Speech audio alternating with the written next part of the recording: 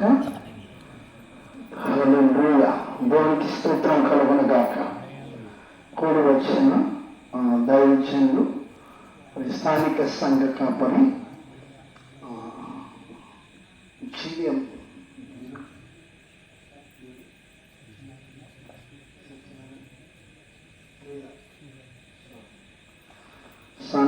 స్థానిక సంఘ కాపరి జీఎం చర్చ్ సేవకులు సత్యనారాయణ గారు, సూర్యరావు గారిని బట్టి నా ప్రత్యేకమైన వందనాలు.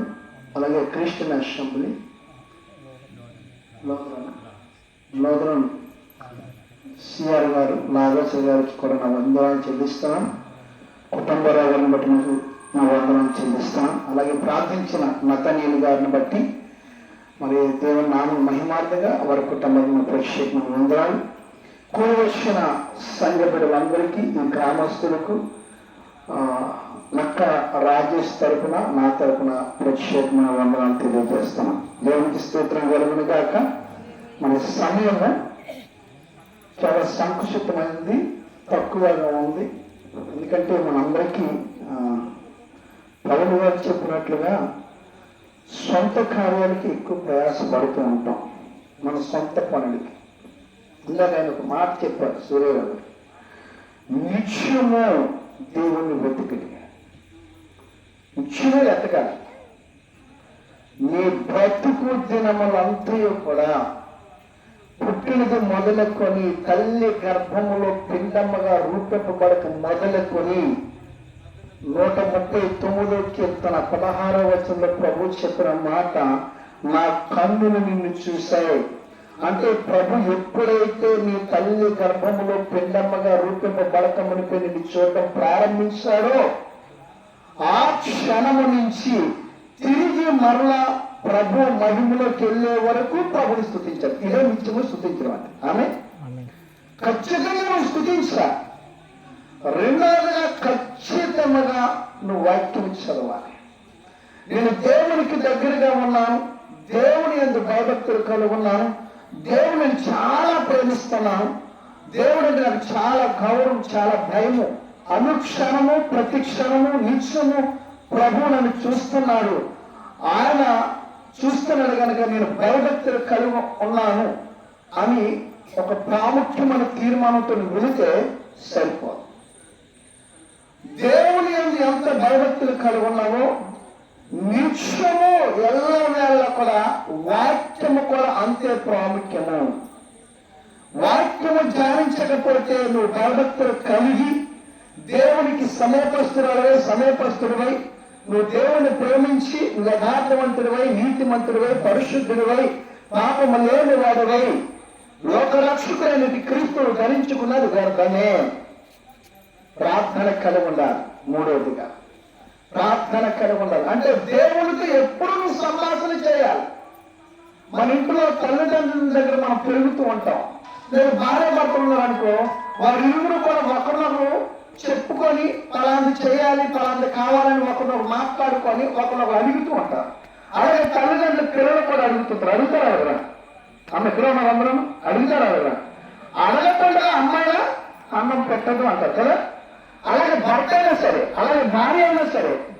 అంటే ఈ లోక సంబంధమైన శరీర సంబంధమైన వ్యక్తుల పట్ల ఎంత ఆలోచన కలిగి అడిగి తీసుకోవాలని మనసు మనకు కలిగినప్పుడు, అడిగి ప్రతిదాన్ని వాళ్ళతో సంభాషణ చేసి తెలుసుకోవాలి అనుకున్నప్పుడు, ఈ లోకంలో ఉన్న ఈ సమయాన్ని, నీకున్న ప్రాధాన్యతని భర్త పట్ల కానీ, తల్లిదండ్రుల పట్ల కానీ, అక్కచెల్లెల పట్ల కానీ, అన్నదమ్ముల పట్ల కానీ నీవు కూడమనంటే ఒక మంచి ఆలోచన మంచిదే. కానీ అంతకంటే గొప్ప దేవుడితో సంభాషణ చేయడం చాలా ప్రాముఖ్యం. ఆమె అదేగా చాలా ప్రాముఖ్యం దేవుడితో సంభాషణ చేయడం.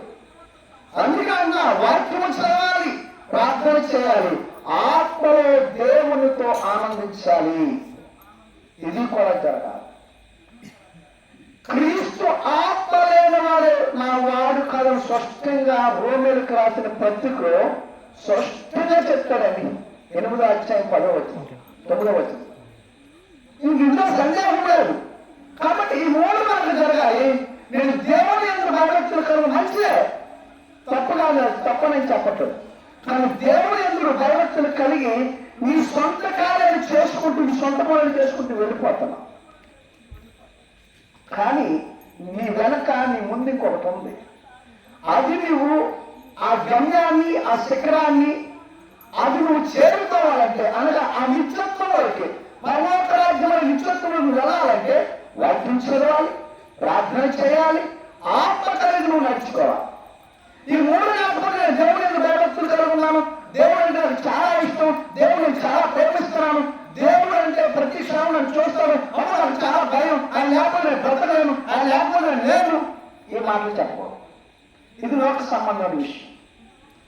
నిజముగా దేవుడిని భయభక్తులు కలిగి ఉంటే, నిజముగా దేవుడు నువ్వు సేవిస్తే, నిజముగా నువ్వు పరిశుద్ధత కలిగి నీతి కలిగి యథార్థత కలిగి దేవుడు నిల్చును, దేవుడు నువ్వు కొనియాడుచున్నావంటే మొదట నువ్వు చేసే పని ఏంటో తెలిసే తెల్లవారు లేవగానే దేవుడు యొక్క ముఖ దర్శనం చేసుకుంటావు, పరలోక స్వరూప దర్శనం చేసుకుంటావు, దేవుడి నామాన్ని మొదటగా నీ నోటితో ప్రభుని స్తుతిస్తావు, రెండోదిగా వాక్య ధ్యానం చేస్తావు, మూడోదిగా దేవుడితో ఆత్మను ఏకీభించి ప్రభువుల నిత్యత్వం కొరకు నువ్వు ప్రయాసపడుతూ ఉంటావు. నిత్యత్వం లేకపోతే నువ్వు ఎన్ని సంవత్సరాలు వస్తాయేంటి? నువ్వు సత్యంగా నడిస్తే ఏంటి? నేను జీవంలో ఉన్నాను, క్రీస్తులో ఉన్నానని చెప్పిన శుభ్రం ఉంది. అసలు మనం ప్రయాసం చేయకండి. రాత్రి పగలు ఇప్పుడు 1 గంట మనం కూర్చొని వెళ్ళడానికి సిద్ధపడుతున్నాం. సభలకు వెళ్ళేటప్పుడు దేవుడు పనికి వెళ్తున్నాం. అక్కడ ఏదైనా పాస్టర్ ఏదో చెప్తాడు వెళ్ళాలి, లేకపోతే మా సంఘ పాస్టర్ ఊరుకోరు, మా అమ్మగారు ఊరుకోరు, లేకపోతే పిలిచిన రాజేష్ ఊరుకోరు, మరి ఎప్పుడు వెళ్ళాలి, ఇలాంటి ఆలోచనలతో మాత్రం వెళ్ళకండి. దయచేసి తీసేయండి మీరు మంచి. ఎవరికి స్తోత్రం. నువ్వు దేవుని పనికి వెళ్తున్నావు అంటే నీకు ఎక్కడైనా సంఘంలో, నీ సంఘంలో కానీ, లేకపోతే దేవుడు నీతో మాట్లాడేటప్పుడు కానీ, వాక్యం చదివేటప్పుడు, లేకపోతే కళల ద్వారా, దర్శనాల ద్వారా, స్వరం ద్వారా, స్వప్నం ద్వారా మాట్లాడేటప్పుడు కానీ నీకు ఏదైనా లోపం అంటే లోటు కనిపించుకున్నప్పుడు, అది ఇంకొక సేవకుడు ఎక్కడ సభలో నేను నిత్యత్వం వరకు ఆ ప్రయాసం అర్థం కాకుండా అక్కడ ఆ ప్రయాసానికి తగినట్టుగా ప్రభు ఆమె ఏం మాట్లాడతాడు సురేంద్ర నాతో, అందుకెళ్ళడు. అంతే తప్ప కానీ పాస్టర్ గారు అమ్మగారు ఏమనుకుంటారు, సంఘస్థులు ఏమనుకుంటారు, అలా వెళ్ళదు. వారి కోసం వెళ్ళదు, మన కోసం వెళ్ళాలి, నీ కోసం వెళ్ళాలి, నీ కుటుంబం కోసం వెళ్ళాలి, నీవు నీ దేవుడిని యెహోవా పనికి వెళ్ళాలి. అంతే తప్ప కానీ ఎవరి గురించి మనం ఎందుకు వెళ్ళాలి? వెళ్ళవలసిన అవసరం లేదు. నీ కోసమే నువ్వు వెళ్ళాలి, నీ భర్త కోసం వెళ్ళాలి, నీ భార్య కోసం వెళ్ళాలి, నీ పిల్లల భవిష్యత్తు కోసం వెళ్ళాలి, మీ రాకపోకల కోసం వెళ్ళాలి, మీ ఉద్యోగాలు, మీ వ్యాపారాలు, మీ చేతి పనులు, మీ పాడి పంట, మీ వ్యవసాయం కొరకు, మీ ఆయుష్యంతల కొరకు మీరు వెళ్ళాలి. ఇంకా 5 చదివాడు కదా, 105 1 నుంచి 5 వచ్చినాను. అక్కడ ఒక మాట ఉంది, యెహోవా కార్యాల గురించి మాట్లాడాడు. నువ్వు ఈ కార్యాలు జ్ఞాపకం చేసుకోవాలంటే 57వ కీర్తనలో 2వ వచనంలో ఒక చక్కటి మాట ఉంటుంది. చూడండి ఒకసారి, నేను ముందుకు వెళ్తూ ఉంటాను. దొరకదు. 57వ కీర్తన.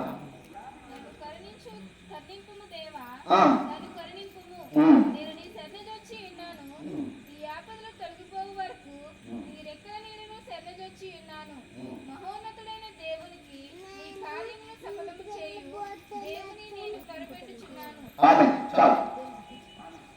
భక్తులంటే దావీదుకి కలిగినంటే శ్రమ గాని, బాధ గాని, కష్టము గాని, వేదన గాని మామూలుగా లేదండి. మీరు దావీదు యొక్క వేదన, దుఃఖము, బాధ, కన్నీళ్లు, ఆపదలు, అపాయాలు, ఆయన మీద కలిగి లేచిన శత్రువులు, ఆయన తరుగుతున్న శత్రువులు, ఆయన మీదకి వచ్చే వ్యాధులు, ఇవన్నీ మీరు చూడాలంటే 51వ కీర్తనలో మీరు చూడాలి.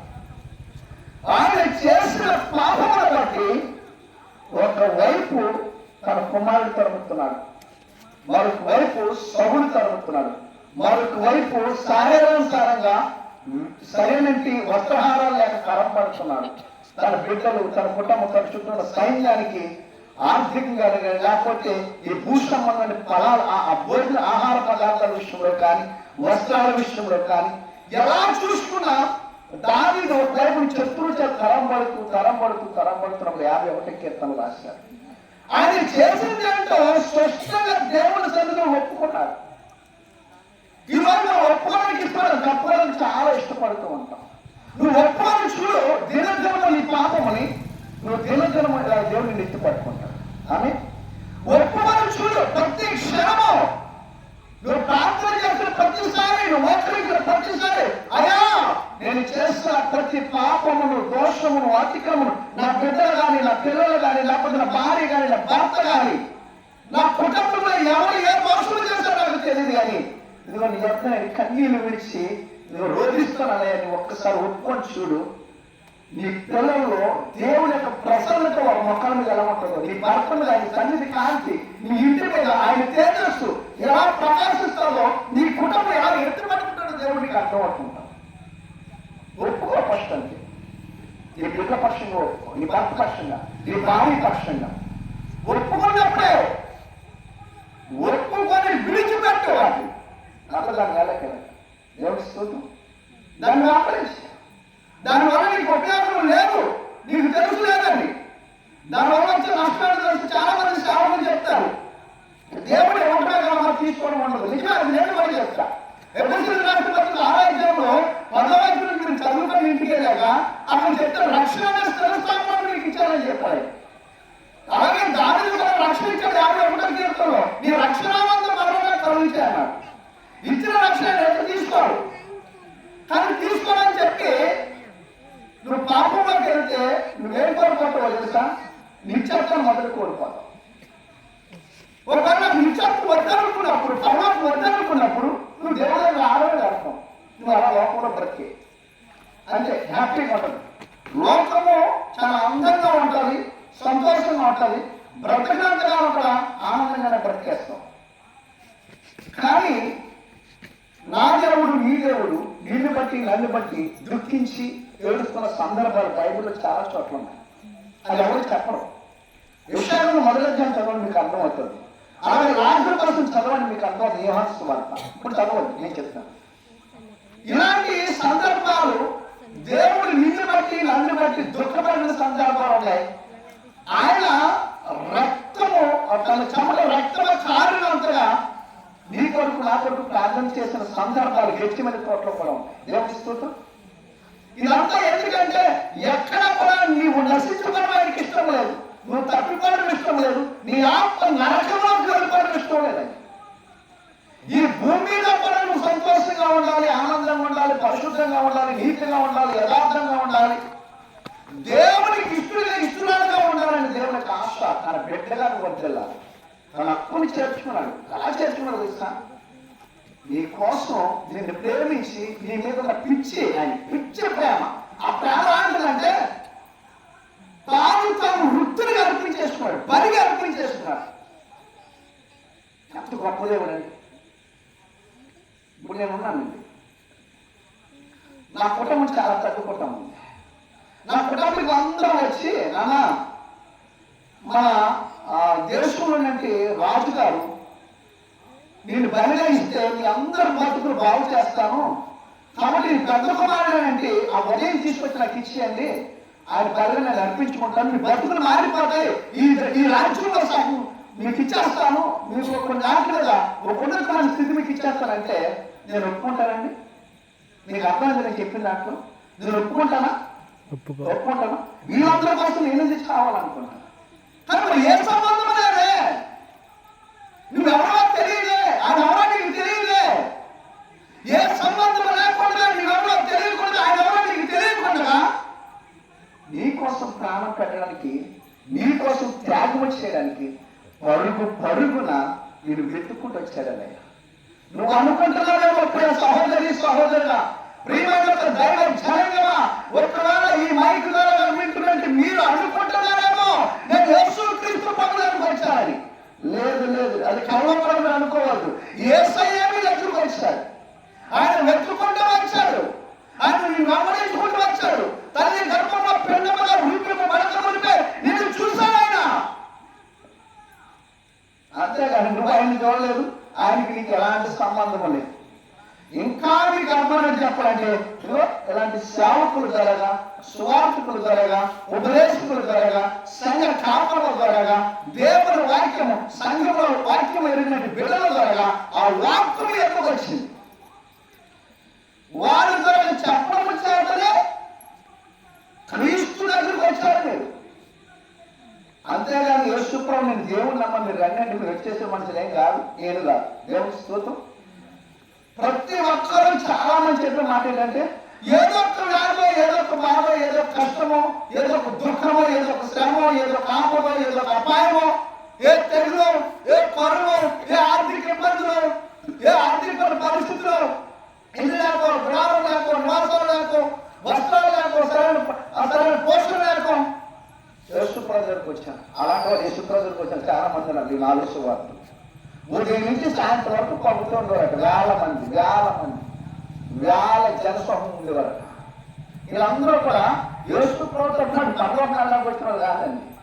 బాగుపడడానికి కొంతమంది వచ్చారు, దురాత్మ నుంచి విడుదల పొందడానికి కొంతమంది వచ్చారు, కొంతమంది ఆరోగ్యం కొరకు వచ్చారు, కొంతమంది ఎక్కువ శాతం భోజనం కోసం వచ్చారు. ఏం చేస్తాం? 5,000 మంది భోజనం పెట్టాడు, 7 గంటలు మిగిలిపోయింది. 4,000 మంది భోజనం పెట్టాడు, 12 గంటలు మిగిలిపోయింది. ఇందుకు సమృద్ధి జరుగుతుంది. ఉదయం సాయంత్రం దాకా ఎవరు అక్కడ పిలిచి మీరు కడతారా, నేను రోజు వచ్చేస్తాను చెప్పరు కదా. ఆయనకి ఏంటండి మనిషి ఉన్నాడు కదా, పని చేసుకోడా అంటారా? సేవకునైనా సరే చేర్చుకోవాలని కారణం ఏంటి తెలుసా? అన్ని బాగున్నప్పుడు ఎందుకు చేర్చుకుంటారని వాళ్ళు వేసుకోవాలని అనుకోలేదండి. వాళ్ళు చూసింది నిన్ను నన్ను చూసింది ఏంటంటే మీరు తప్పిపోకూడదు, మీరు తొట్టెళ్ళిపోకూడదు, మీరు ఎంత మాత్రం ఈ చిన్న ఈ భోజన పదార్థాల కోసం లోకంలో ఉన్న లోకాధికారుల దురాత్మ కథస్థ బంధకాలలోకి ఆ దరిద్రంలోకి వెళ్ళిపోకూడదు అనుకున్నాను. ఆ దరిద్రమైన శక్తి కథస్థ బంధకాలలోకి మీరు నశించుకోకూడదు అనుకున్నారు. అందుకే అందరితో పాటు కూడా వారిని కూడా ప్రేమించి వారికి సమృద్ధికి ఇచ్చారు. ఆమె దేవుడు లేనివాడు కాదండి, ఆయన ధనవంతుడు, ఐశ్వర్యవంతుడు. ఆయనలో ఏది తక్కువ లేదు, అన్ని కలుగున్నాడు. ధనవంతుడైనటువంటి దేవుడట మన కొరకు మన దరిద్రాన్ని తీసివేసి మన ధనవంతులుగా చేయటకు ఆయన దరిద్రంగా మారాడట. దేవుడికి స్తోత్రం. మీరు చెప్పండి, దేవుడు ధనవంతుడా దరిద్రుడా? ఆయన ధనవంతుడండి. ఎందులో కూడా ఆయన ఎక్కడ ఏమీ లేని వాడు కాదు, ఏమీ లేదు అనుకు చెప్పుకుంటే నీవు నేనే చెప్పుకోవాలి. నాకు ఇది లేదు, నాకు అది లేదు, నీకు ఇది లేదు. ఇతరులు చూసి మనము ప్రలోభన పడిపోతున్నాం. నువ్వు ప్రలోభన పడట్లేదు. నా సహోదరుడు చక్కటి కట్టుకున్నాడు, ప్రభువా ఎంత గొప్ప దేవుడు అయ్యా, అలాంటి మనం కట్టించి చక్కగా ఎప్పుడైనా మాట్లాడటం వెళ్తే, లేకపోతే ఇంకా అంచెంచుగా నువ్వు అభివృద్ధి పరిచి ఆయన మాట్లాడటం గ్లాసు మంచిగా ఇవ్వడానికి అతను మా మధ్యించడానికి స్తోత్రాలయ్యా, దేవానికి వందనాలు. అలాంటి కృప ఇంకా మా చుట్టూ ఈ గ్రామంలో చాలా మంది ఉన్నారు. అట్టి వారికి ఇస్తే నాట్లాంటి వారికి ఎంత సంతోషం ప్రభా అని నోరారా స్తుతించడం నేర్చుకోవాలి. అసూయాత్మ పనిచేస్తుంది బాగా, ఓరవలేంత ఆత్మ పనిచేస్తుంది, ఈర్షని ఆత్మ పనిచేస్తుంది, ఎదిరించి ఆత్మ పనిచేస్తుంది, తిరుగుబాటుని ఆత్మ పనిచేస్తుంది, నిర్లక్ష్యమని ఆత్మ పనిచేస్తుంది. మంచి ఇల్లు కట్టుకుని గృహప్రవేశం మన పాస్టర్ గారు ముందుగా చెప్పిన వెళ్ళామని ఆడకట్టు మనకి ఏమవుతుంది అంటాం. దాన్ని ఏమన్నా తెలుసా? ఈర్ష, ఓరవలేంత. ఇవన్నీ కలుగులంటే నీవు దేవునికి సమీపస్తుడిగా ఉన్నావా? దేవునికి దగ్గరగా ఉన్నావా? దేవుడు అంటే నీకు భయం ఉందా? నిజంగా మనకు భయం ఉంటే ప్రియులరా, పాస్టర్ గారు 7 గంటలకు వచ్చారు, 7:15 సంఘం ఎప్పుడు రావాలి? ఇప్పుడే మన భయం ఏంటి తెలుసు. అక్కడికి వెళ్ళి వచ్చిన వాళ్ళ సంగతి వదిలే, వాళ్ళ శుక్రవారం ఉంటాం, మిగతా వాళ్ళ సంగతి అలాగేనండి. మనం అందరం అవరు ఒకసారి చెప్పండి, మనం అందరం అవరు. నక్క ఆ నక్క ఊరు రాజేశాలు, మరొకలేమో గడ్డవారు, మరొకలేమో ఇంకొకరు. ఆడింటి పేరు వేరు, మా ఇంటి పేరు వేరు, ఆయాలు. అది కాదండి. నువ్వు ఒకప్పుడు నీవు దేవునికి గౌరవిస్తున్నావు, అప్పుడు నువ్వు అనుకో, అప్పుడు నువ్వు లోకానికి సమయపరుస్తున్నావు, అప్పుడు నువ్వు అనుకో. ఇప్పుడు నువ్వు దేవునికి దగ్గర అయ్యావు, దేవునికి సమయపరుస్తున్నావు. ఎలాగయ్యావంటే క్రీస్తు రక్తం ద్వారా అయ్యావు. 1 యోహాను 1:7 చెప్తాడు, ఆయనతో అన్యోన్య సహవాసము కలిగిన వారే తన కుమారుడు. ఆయన వెలుగులో ఉన్న ప్రకారం నేను వెలుగులో ఉండే నిమిత్తం క్రీస్తు రక్తంలో మీ ప్రతి పాపమును కలిగి మిమ్మల్ని పవిత్రంగా చేశాడు. రక్షణ పొందిన ప్రతి ఒక్కరిని కూడా ఆయన రక్తంలో కనబడ్డాం. ఇప్పుడు మనం అందరం ఒకే ఒక కుటుంబం, ఒకే ఒక సంఘం. దేవుడికి స్తోత్రం. 50 ప్రపంచమంతా ఒకటే సంఘం. మరి ఎందుకంటే మాస్టర్ ఇంటి పేరు అంటే నా సంఘం పేరు వాయిస్ ఆఫ్ కల్వరీ. ఎందుకంటే ఒక పలానా ఉదయ్ కుమార్ గారు చేయొచ్చు, పలానా ఉదయ్ కుమార్ గారు పలానా. ఉదయ్ కుమార్ చాలా మంది ఉంటారా? అలాగే ఇక్కడ పలానా సంఘం పేరు. కానీ ఎత్తబడేటప్పుడు ఒక్క సంఘమే ఎత్తబడుతుంది. ఆ ఒక్క సంఘంలో అందరూ ఉంటాం. అందరూ అమ్మ తెలుసా? క్రీస్తు కొరకు వేడిని పడినట్టు వారు, క్రీస్తు పనుల నమ్మకముగా ఉన్నట్టు వారు, క్రీస్తును గమనించినట్టు వారు, క్రీస్తుని వెతికినట్టు వారు, క్రీస్తు కొరకు నీ ప్రయాసం అర్థం కాకుండా నీ సమయాన్ని సంపూర్ణంగా క్రీస్తుకి ఇచ్చినట్టు వారు మాత్రమే అందులో ఉంటారు. గమనిస్తూ అలాగే ఈరోజు మనకు అంత సమయం ఇవ్వగలుగుతున్నాం. క్రీస్తు మనం ఎలా గడపగలుగుతాం? క్రీస్తు పని ఒక సేవకుడికే కాదండి. మీరు బైబిల్ చదవండి అని చెప్పేది అదే. వాక్యం చదవండి అని చెప్పేది అదే. మీరు అనుకుంటున్నారు వాక్యం సంఘాల్లో చెప్పారు, భాషలో వాళ్ళు చెప్తారు, అక్కడ పూర్తులు చేసి జరిపారు. ఈ సాయి పద్ధతులు అనుకుంటారు. రోమిలి రాసిన పద్ధతులు ఏమంటారు తెలుసండి? 8వ అధ్యాయంలో 8వ వచనం, వాక్యం ఎంతలో మీ నోటలో మీ హృదయంలో ఉన్నది అన్నాడు. ఎప్పుడు రాసిన పద్ధతులు 1వ అధ్యాయం 1వ వచనం ఏమంటారు? పూర్వం ప్రవక్తలతో మాట్లాడిన దేవుడు ఆ దినాల్లో పితరులతో ప్రవక్తలతో ఈ దినాల్లో తన కుమారుడు యేసుక్రీస్తు ప్రభువుతో అనగా తన వాసులో ఈ రోజు మీతో మాట్లాడుతున్నాడు. వాక్యాన్ని నువ్వు నిర్లక్ష్యం చేస్తున్నావు. దేవుడు అంటే నిర్లక్ష్యం కలిగి ఉంటున్నావు. ఈ రోజు నీకు వాక్యం ఎంత వచ్చినప్పుడు, నీ హృదయంలో ఉన్నప్పుడు, నీ ముందు ఉన్నప్పుడు నువ్వు ధ్యానం చేయట్లేదు. వాక్యము ఎంత నుంచి తీసివేస్తున్నప్పుడు ఆ రోజు దేవుడు నువ్వు వెతుకున్న సమయంలో వెతకట్లేదు. దేవుడు వెతుకున్నప్పుడు వెతకట్లేదు. దేవుడు బలాన్ని వెతకట్లేదు. బలాన్ని ఏంటో తెలుసా? యెహోవా కొరకు ఎదురు చూసేవారు నూతన బలం పొందుతారని నా విషయాన్ని అలపి దేవస్తూ నువ్వు వెతకట్లేదు. ఈ గ్రంథాలన్నీ వెళ్ళిపోయిన తర్వాత మన దగ్గర నీ పరిశుద్ధ బైబిల్ మన దగ్గర లేనప్పుడు నాకు వాక్యం కావాలి అడిగి నీ ఇల్లు అమ్మేసి, నీ కోట్లాస్ అమ్మేసి, నీ భూములను అమ్మేసి ఇచ్చిన నీకు వాక్యం కాదు. ఇదే గుర్తుపెట్టుకో. ఇది సత్యం. ఆ రోజు నీకు దొరకదు. అరికాళ్ళ మొదలుకొని నడినెత్తి వరకు, శిరస్సు మొదలుకొని సిరి పాదం వరకు ఏం కలిగి ఉండాలంటే హెబ్రీయులకు రాసిన పత్రిక 4, 12, 13 వచనముల ప్రకారంగా దేవుని వాక్యం 2 అంచుల ఖడ్గం వంటిదే, వాడగలదే, వారి ప్రాణాత్మ కీలములు కండరాల గుండెకి అభివృద్ధి కింద తలపుల ఆలోచనలు దూర్చు. నీ శరీరంలో వ్యాధులు, రోగాలు, తెగులన్నీ బయటకు పోతాయి. మానసిక రుగ్మతలన్నీ పోతాయి, ఒత్తిళ్ళన్నీ పోతాయి, నిద్రలన్నీ పోతాయి, కట్టన్నీ తేలిపోతాయి, బంధకాలన్నీ ఊడిపోతాయి. నీ మనసుకు నెమ్మది. దాని గురించి 107 చెప్తాను, 27 చెప్తాను. ఏంటో తెలుసండి? తన వాక్కును పంపి నేను బాగు చేసి బడిని బొట్టు నుంచి లేవని ఆమె ఈ లోకం అనే పాపంలో ఉండిపోయి, ఈ లోకం అనే శత్రు కమస్తబంధకాలు, అంధకార సంబంధాలు, బంధకాలలో ఉండిపోయినట్టు నీవు, లోకంలో పాపంలో శరీర కార్యాలలో ఉండిపోయినట్టు నీవు క్రీస్తు వాక్యము ద్వారా కట్టబడి, కడగబడి, పరిశుద్ధపరచబడి, క్రీస్తు రక్తము చేత నువ్వు స్తుతించబడి క్రీస్తు బిడ్డగా ముద్రింపబడతావు. దేవుని స్తోత్రం కలుగు. ఈరోజు రాజేష్ కుమార్తె ఆయన జన్మదినం, 2వ స్తుతికోటు. నువ్వు ఇంకా ఈ స్థలంలోకి రావడానికి, లేదా నీ తల్లిదండ్రులు, లేదా నీ కుటుంబం, లేదా నీ భర్త, లేదా నీ భార్య దినదినము క్షణక్షణము మనం చూసుకోగలుగుతున్నాం అంటే ఆయన రెక్కల చాటు నువ్వు దాచి ఉన్నావు. 57 చెప్పిన మాట 2వ వచనం. ఆయన రెక్కల కింద. అందుకే మహోన్నతులకు దేవుని నా కార్యము సఫలపరిచే దేవునికి నువ్వు మొరపెట్టాలి. నీకు మరొక దినమిచ్చాడు, అదే గొప్ప కార్యం. మరొక సంవత్సరం ఇచ్చాడు, అదే గొప్ప ధన్యత. నీ గర్భంలో ఒక శిశువు వచ్చాడు ఈ భూమి మీదకి. ఎంత కృప, ఎంత భాగ్యం. ఒక వంశం వచ్చింది.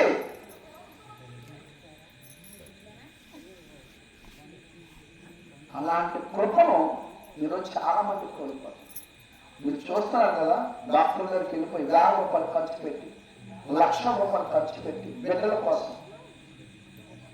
కోసం ప్రయాసపడుతున్నట్టు. మా జంగారెడ్డిలో మా సంఘానికి ఒక అపార్ట్మెంట్లో ఇస్త్రీ చేసేవారు ఉన్నారు. వాళ్ళు వస్తారు. అక్కడ వయసు ఒక ఆవిడ ఉంది. ఆవిడ 15 సంవత్సరాలు పెళ్ళాయి. చాలా చక్కగా ఉంటారు భార్య వాళ్ళు. ఇప్పుడు దాకా పిల్లలు. మొన్న ఎప్పుడో నాకు ఆవిడ పేరేపని కలిగిందట. మీకు ఇంటికి మాస్టర్ వస్తారు కదా, 3 ఏళ్ళ క్రితం ఆయనతో ప్రార్థన చేయించుకుంటాను నేను. మా వారు వెళ్ళిపోయాక మతమని లేక లేనప్పుడు నేను చెప్తాను, ఆ రోజు కొద్ది మాస్టర్ రమ్మని చెప్పు, నేను వచ్చి ప్రార్థన చేయొద్దు, మంచి చక్కగా ఉంటాను. మనం చూస్తే ఇలాంటి బిడ్డకు పిల్లలు లేకపోవడం ఏంటి అనిపిస్తుంది. పిల్లలు 15 సంవత్సరాలు. దేవుడు ఆశ్చర్యమైన కారణం ఏంటంటే, నేను చేసింది ఎక్కువ 15 నిమిషాలు మాత్రమే భావంతో ఆమె పక్షమున విచారించారు దేవుడి సన్నిధిలో. ఆమె మీద నింద తొలగిపోయినట్లుగా తన బ్రతుకు దినాలన్నీ కూడా ఇది జీవన కలిగిన దేవుడు ఇచ్చినది శిశువు అని చెప్పుకున్నట్టు ఒక సాక్షిగా నిలబెట్టి ప్రభుత్వం ప్రార్థన చేశారు. ఇప్పుడు 4 నెలలు ఎవరు జాగ్రత్త స్థితిలో ఎంతో మంది డాక్టర్ల దగ్గరికి వెళ్ళింది, ఎంతో మంది వైద్యుల దగ్గరికి అనేక రకాలైన మందులు వాడింది. ఎవరు చేయలేని కార్యము దేవుడు చేశాడు. దేవుడికి స్తోత్రం. బైబుల్ ఎందుకు చదవమంటారంటే, నేను ముగించేస్తాను. ఎందుకు చదవమంటారంటే, రబకాకి పిల్లలు కదా ఉన్నారా? రబక ప్రార్థన చేసిందా? ప్రార్థన చేసినట్టు ఉందా బైబుల్లో? పిల్లల కోసం ఎవరు ప్రార్థన చేశారు?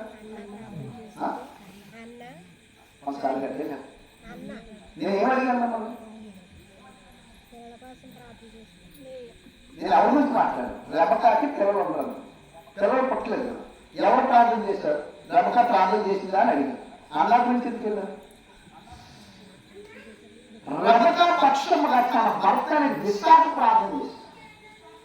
ఈ రోజు నీకు బిడ్డలు లేకపోతే ఎవరు ప్రార్థన చేయాలి? కొరింథీయులకు సంఘాలు స్పష్టంగా చెప్తాడు కదా, అవిశ్వాసానికి భార్య ఉంటే విశ్వాసాన్ని భర్త ప్రార్థించాలి. విశ్వాసాన్ని భార్య ఉంటే భర్త వరకు భార్య ప్రార్థించాలి. ఆది కాలంలోనే విశ్వాస ప్రార్థన చేస్తాయా? జీవన తండ్రి వైపు చూసి ఒకసారి నీ కనికరం చూపితేనే కానీ కార్యాచరణ జరగదు. దేవుడి స్తోత్రం. రాహిలకు పిల్లలు ఎవరు ప్రార్థన చేస్తారు? నువ్వు ఎక్కడెక్కడో వెతుకుతావు, ఎక్కడెక్కడో నీకున్న కష్టార్జితం అంతా తీసుకుని డాక్టర్ మీద పోసేస్తావు. దర్శన భాగం తీసుకొచ్చేమో ఏదో జబ్బు వచ్చేట్లా జబ్బడికి డాక్టర్ ఇచ్చారు. దేవుడు నిన్ను తల్లి గర్భంలో పిండముగా రూపబడిని చూసి దినములు గడుస్తున్న కొలది, కాలం గడుస్తున్న కొలది, సంవత్సరాలు గతించుతున్న కొలది, సంవత్సరాలు జరుగుతున్న కొలది నీకు దయాకిరీటాన్ని ఇచ్చుకుంటూ ముదురులు వచ్చే వరకు నేను ఎత్తు పట్టుకొని ఆయన సంఘం పెట్టుకొని మీరు చూస్తూ మురిసిపోతూ ఆనందిస్తున్న దేవుని విడిచి దేవునికి ఇవ్వాల్సింది ఇవ్వకుండా మనం చేసే పనులు అనమాట తెలుసా? సమయానికి ఖచ్చితంగా ఉంది. దేవుడు క్రమం పాటించాం, దేవుని మందిరానికి వెళ్ళాం, దర్శన భాగం తీయం, దేవుని గురించి నీ జీవితంలో జరిగిన కార్యములు ఇతరులకు చెప్పాం. నీ ఇంటికి వచ్చి ఒకవేళ అవిశ్వాసంలో లేకపోతే భక్తిహీనులు అంటారా? భక్తి లేని జనం అంటే దేవుని ఎరగని ప్రజలు. 28వ కీర్తనలో చెప్తాడు, 3వ వచనం నుంచి చదవండి. భక్తిహీనులను పాపము చేయవారు లాగిపోయినటువంటి లాగిపోయేదని ఆ మాట చెప్పారు. అందుగురించి భక్తిహీనులు అంటే దేవుని ఎరగని జనంగా అని అర్థం. పాపం చేసేవాడి దేవుడు ఉన్నారని తెలిసి పాపం చేస్తారు. వాళ్ళు భయము భక్తి ఉండదు, నిర్లక్ష్యత. అలాంటి వారి గురించి భక్తి నన్ను ఆమెతో పోల్చి వాళ్ళగా నన్ను చేయొద్దు, వాళ్ళ దగ్గర నువ్వు తీసి లాగి వేసుకున్న ఆశీర్వాదాన్ని నా ఎద్దరి నుంచి దయచేసి తీసేవద్దు. ఎందుకంటే 28లో చెప్తాడు, నీ కట్టడాలను, నీ ఆజ్ఞలను, నీ శాసనాలను నేను మీరు దాటిపోలేదు, నీ వైపు చూస్తున్నాను. ఇదిగో నీ పరిశుద్ధాలను చేతులు ఎత్తుతున్నాను. సమాధిలో దిగిన వారు కలిగే కాక దయచేసి ఒక్కసారి నా ఏదో కార్యం జరిగింది ప్రార్థన చేస్తాను. దేవుడి స్తోత్రం. అందుకే దాని ఆ మాట పలకొలిసి వచ్చింది. అలాగా దేవుని దగ్గర ప్రజలకి ఈ నేల అవుతుంది. అమ్మా ఎంతమందికి దేవుడి గురించి చెప్పామంటే అసలు నీ భర్తని వెనకాల వచ్చే కదా మీరు ఎంతమంది చెప్పమో తెలుస్తుంది. దేవుని స్తోత్రం. నీ భార్యని వెనకాల వచ్చే కదా నువ్వు ఎంతమందికి చెప్పావు నీ చుట్టూ ఉన్నవాళ్ళు నీకు అర్థం అవుతుంది. నీ పిల్లలు వెనకాల వచ్చే కదా పిల్లలు వారి ఇష్టానుసారం ఇష్టమానికి నేర్చుకొని వారు పాడైపోయిన చూసి బాబు ఆయన ఎంతనా ఎందుకు తీసుకెళ్ళి ఆయన జోబులో డబ్బు ఇచ్చి లేదా ఎంతో డబ్బులు తీసుకుని వెళ్ళి పాడైపోవని చెప్తాను కానీ మరి నీ భవిష్యత్తు ఏమవుతుందా ఈ భూమి మీద ఉందని చెప్పే మిమ్మల్ని సరిచేయాలంటే దేవుడు మాతో మాట్లాడుతున్నాడు. దేవుడు మేము అనుసరిస్తున్నాం. దేవుడు మా జీవితాలను బాగు చేసినట్ట మీరు బాగుపడాలంటే మీ భవిష్యత్తు ప్రభు చేతిలో ఉంది. మీరు దేవుడిని చదువుకుంటే బాగుంటారా అని చెప్పే తల్లి కానీ తండ్రి కానీ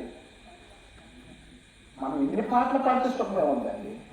వాక్యం లేని జీవితం, ప్రార్థన లేని జీవితం, ఆత్మ లేని జీవితం, దేవుని భయము లేని భక్తి జీవితం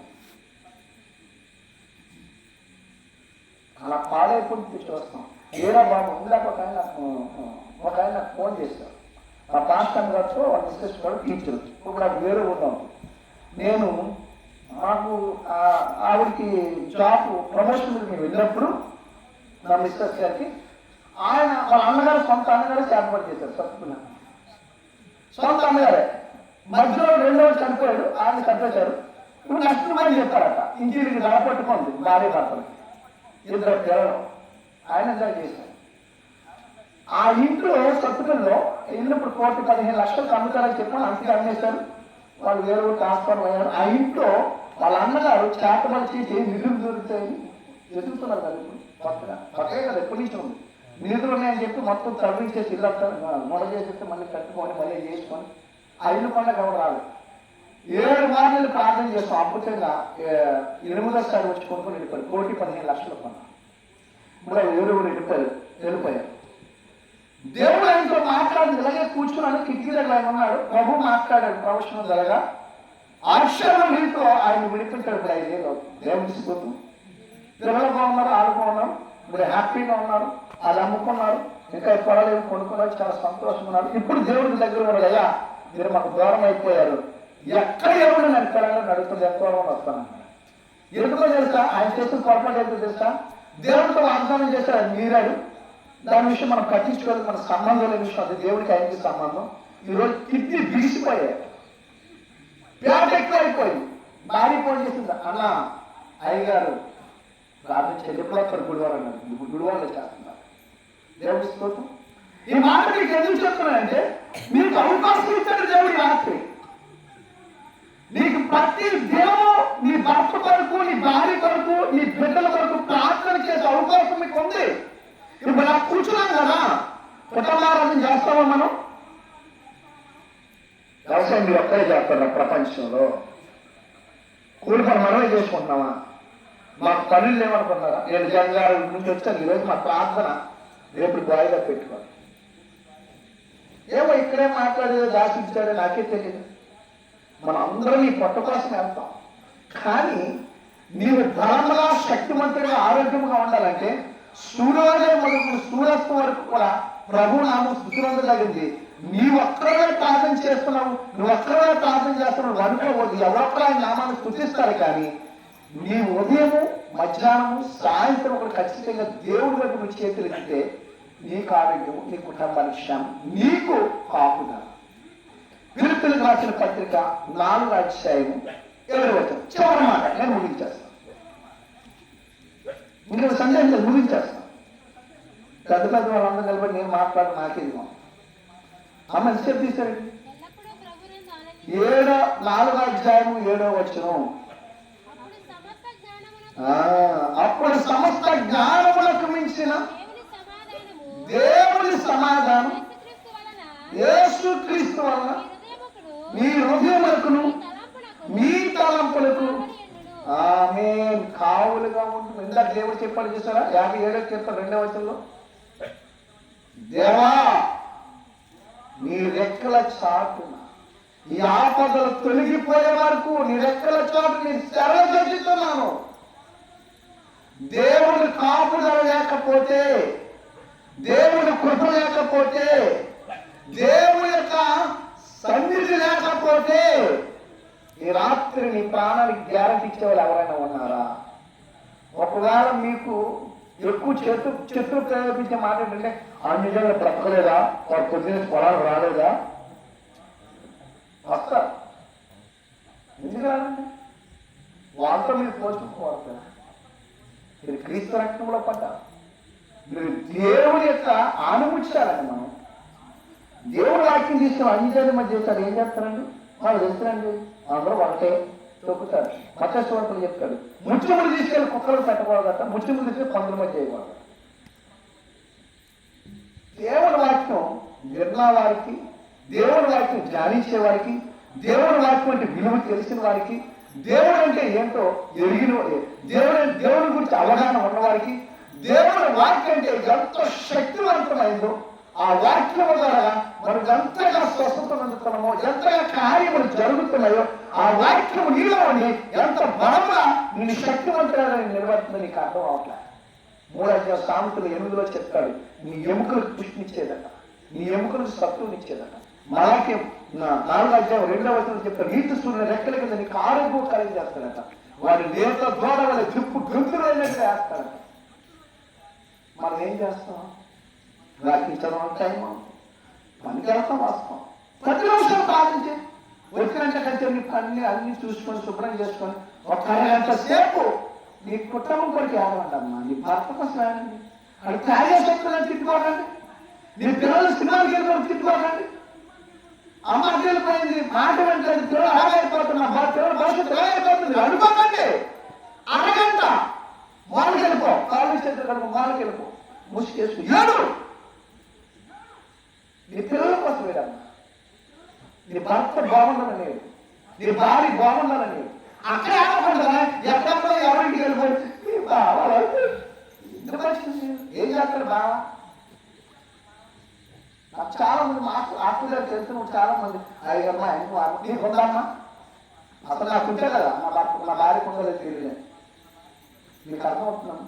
మనకు లేని మార్పు, మారు మనస్సు, పరిశుద్ధత, నీతి, యథార్థత, భయము, భక్తి, వాక్యం, ప్రార్థన, ఆత్మ నడిపింపు మన పిల్లలకు రాదండి. మనకు యెషయా 59లో 20వ వచనంలో చెప్తాడు, 21లో చెప్తాడు. ఏమంటాడంటే, నీ మీద ఉన్న నా ఆత్మ నీ పిల్లల మీద, నీ మాటలు ఉంచిన నా మాటలు నీ పిల్లల నోట నీచము తరతరాలు. మనం ఎలా తిరుగు చేసుకుంటే బాబు చెప్పాలని వెళ్ళలేదండి, అది అక్కడికి వెళ్తాం. ఏది మన పరిస్థితి? వస్తాము వెళ్తాం. ఇది కాదండి. ఇప్పుడు కాదా సరే వాక్యం చదవాలి. మీరు ఇప్పుడు అనుకోవచ్చు నెమ్మదిగా ఉంది ఆంధ్రప్రదేశ్ అని, కొంచెం కుదురు రానండి, ఇళ్లలో నుంచి బయటకు రాండి. అంత భయంకరమైన పరిస్థితులు రాబోతుంది, అంత భయంకరమైన పరిస్థితులు రాబోతుంది. ఆ రోజు నువ్వు సందులో గ్రామంలో నీకు అవకాశం కుదరదు. వాక్యం చదువు, సమయం ఉన్నది.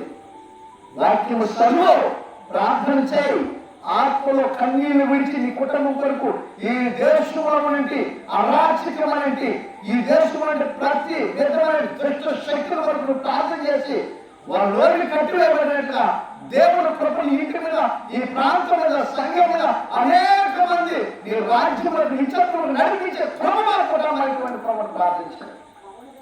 అప్పుడే నువ్వు ఈ రాబోతున్న మరణకరమైన దినముల నుంచి నువ్వు తప్పించుకోగలుగుతావు. ప్రభు కృపకు పాత్రలు అవుతావు. అట్టి కృప, అట్టి సన్నిధి, అట్టి దీవెన కూడి వచ్చిన మన అందరికీ, నాకు వేదిక దాసులకి, పరిశుద్ధాత్మ దేవుడు ఈ ప్రాంత ప్రజలకి సదాకాలము ఆయన సన్నిధి సవాసం మనకు తోడే నడిపించును గాక. ఆమేన్. మాకు సమయం ఇచ్చినటువంటి నక్క రాజేష్ గారి కుటుంబానికి ముఖ్యంగా నా ప్రత్యేకమైన శుభం తెలియజేస్తున్నాను. అలాగే నన్ను ప్రేమించి నేను ఎవరో తెలియకపోయినప్పుడు మరి సత్యనారాయణ గారు, అలాగే సూర్యరావు గారు కూడి వచ్చిన దైవజనులు కూడా నాకు అవకాశం ఇచ్చినందుకు వారికి నా ప్రత్యేకమైన శుభాంగం తెలియజేస్తున్నాను. Thank you sir.